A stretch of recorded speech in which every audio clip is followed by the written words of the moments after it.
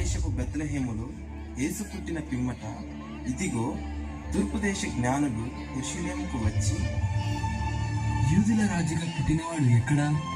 తూర్పు దిక్కున మేము ఆయన నక్షత్రములు చూచి ఆయనను పూజింపవచ్చుతిమి. చిత్తం మహాప్రభు. క్రీస్తు ఎక్కడ పుట్టును?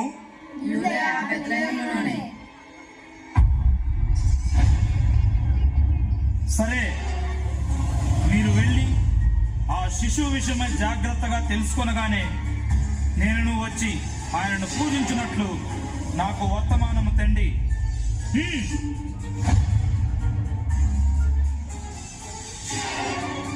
నేను ఓటము ఎరుగని హెరోదు రాజును మరి ఒక రాజును పూజించటమా? అసంభవం.